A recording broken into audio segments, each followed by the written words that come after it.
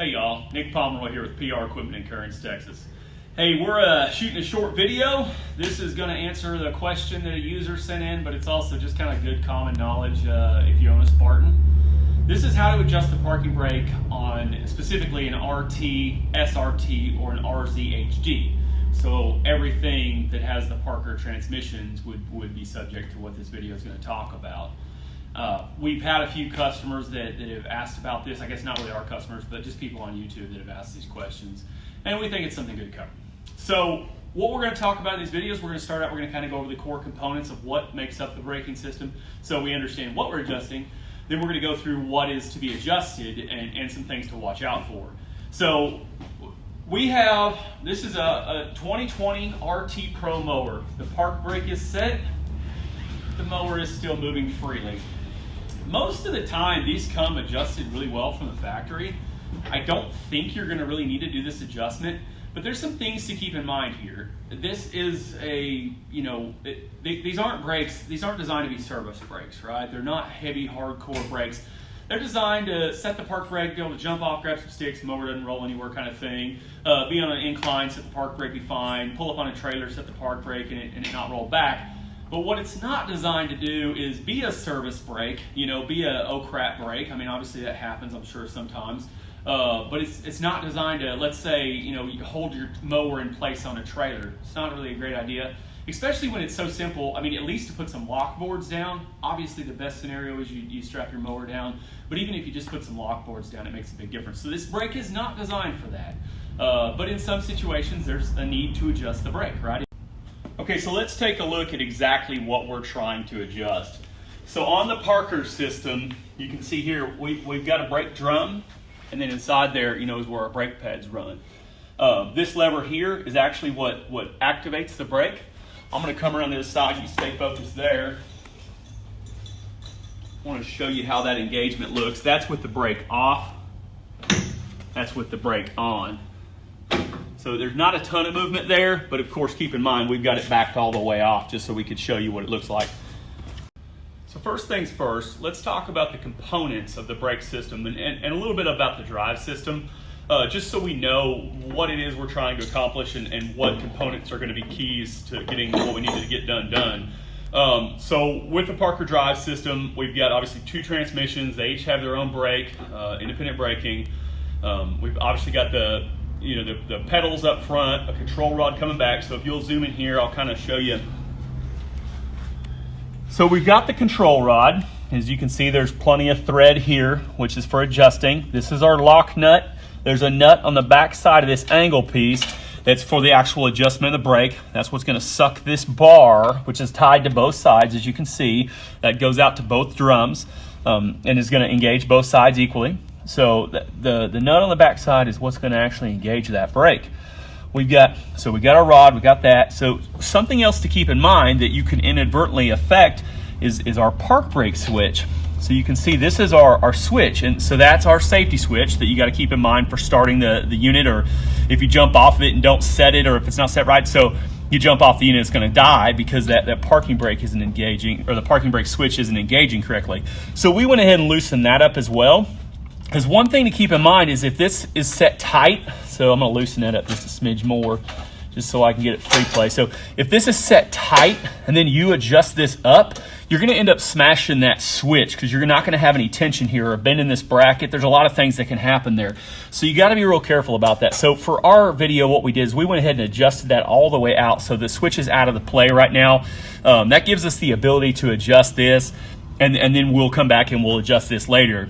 But we just wanted to point out that switch, you got to be a little bit careful because we don't want to break it. So as we talked about, we've got our cross arm going across to both brake drums. We've got our adjustment rod here, which you can see is loose because we adjusted it way off. And then we've got the park brake switch. So we're going to start there. So one of my favorite things about working on these mowers is how simple they are. There's just not a whole lot to them, and it doesn't require a massive set of tools.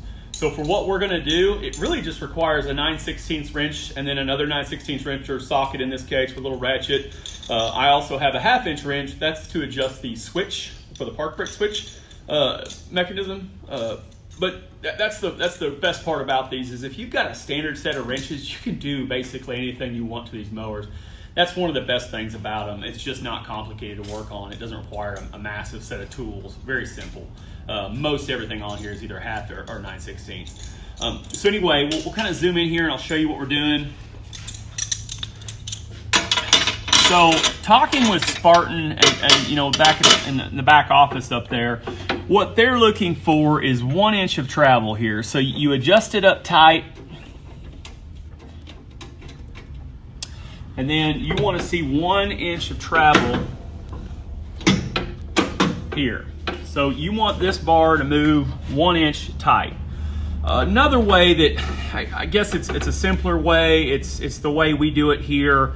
What we want to see, the key thing, you want it tight to slop the vehicle, but the pivotal thing here is that when it's released, it absolutely must release the friction from the system. That's so you're not sitting there constantly burning up brakes. That's true with no matter what you're adjusting brakes on, but especially on this mower. So we want this thing to be completely released when it's off, and we want it to be completely set, you know, as best as possible when it's on. So I'm going to adjust this up, and we're going to check it out. So right now the brake is off. So obviously we want it to be able to move. It does. And then when we want it to be on, we're going to want it to stop. It's definitely tight, but it's not quite there. So I'm going to release it again.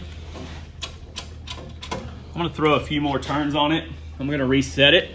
A little hard to do from there, but okay.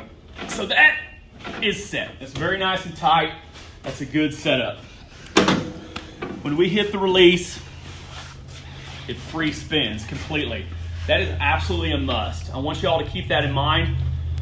Is that when we're doing this, when that parking breaker is released, it needs to be free moving. But it looks like we've got a really good setup. So the way I like to finish this up is let's check that versus what Spartan is telling us it should be. So we've adjusted that up tight. We want 1 inch of travel, right? So I don't have a tape measure, but if we're just looking at that, I feel pretty confident that that's going to give us that 1 inch of travel. The best part is, like I said, it's just locked nice and tight when it's set, and then when it's off, it's just free spinning as can be. So I feel like we've got a pretty good adjustment. So the next thing we have to adjust is going to be our park brake switch. So now that we've got that adjusted, we'll set the brake. And so now the key thing is that we need engagement of the switch.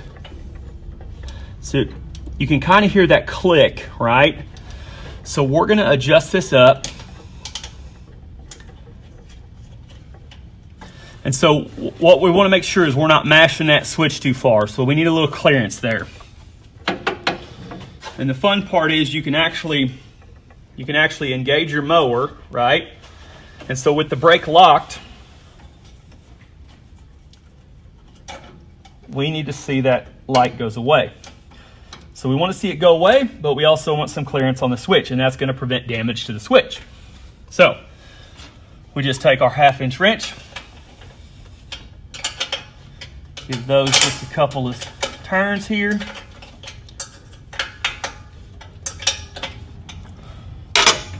And then we'll tighten our lock nut.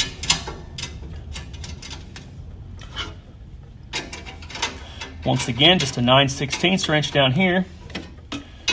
We'll tighten that bad boy up. And then of course, the most important thing is when we're done with what we're doing, we need to double check our work, right? Make sure nothing has changed while we locked it all up.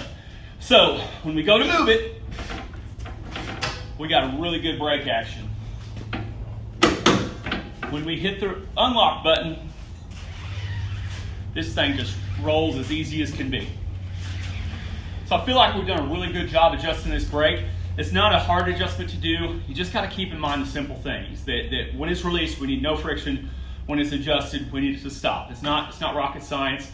And we need that 1 inch of travel as Spartan calls for. So guys, if you have any more questions, let us know. We'd be happy to try to answer whatever we can. Love these mowers, great mowers, easy to work on. All this stuff can be done by you. Obviously, we also have a shop here where we'd love to work on it for you.